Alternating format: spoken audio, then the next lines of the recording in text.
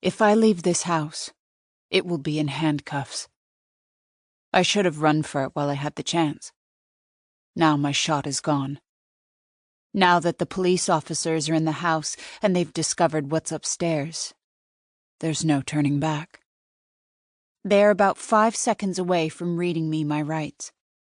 I'm not sure why they haven't done it yet. Maybe they're hoping to trick me into telling them something I shouldn't. Good luck with that.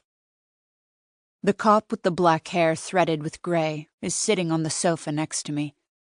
He shifts his stocky frame on the burnt caramel Italian leather. I wonder what sort of sofa he has at home. It sure doesn't cost 5 figures like this one did. It's probably some tacky color like orange, covered in pet fur, and with more than one rip in the seams.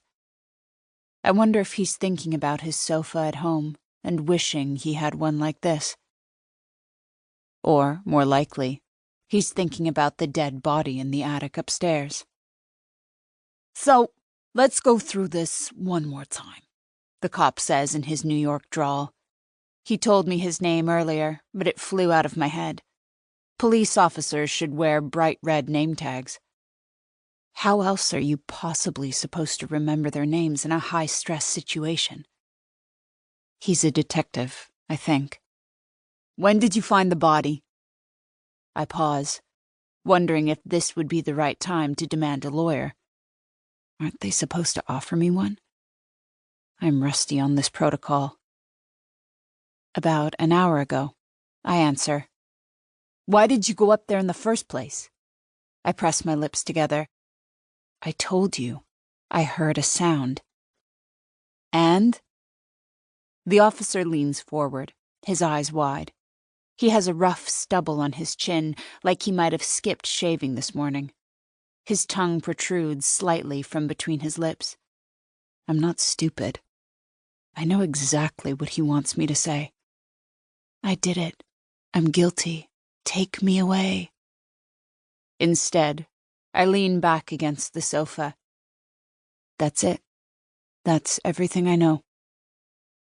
Disappointment washes over the detective's face. He works his jaw as he thinks over the evidence that has been found so far in this house. He's wondering if he's got enough to snap those cuffs on my wrists yet. He isn't sure. If he were sure, he would have done it already. "Hey, Connors!"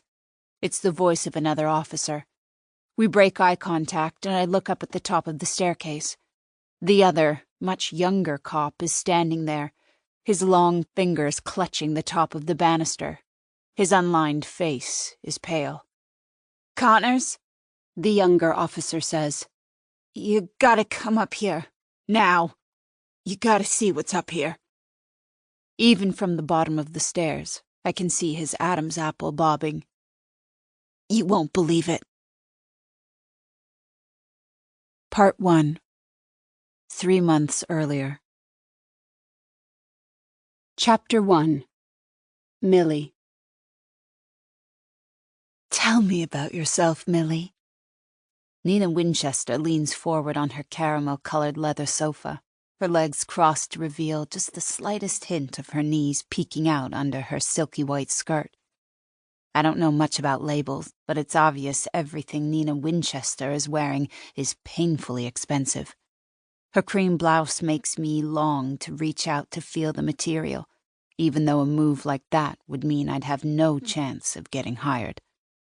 To be fair, I have no chance of getting hired anyway.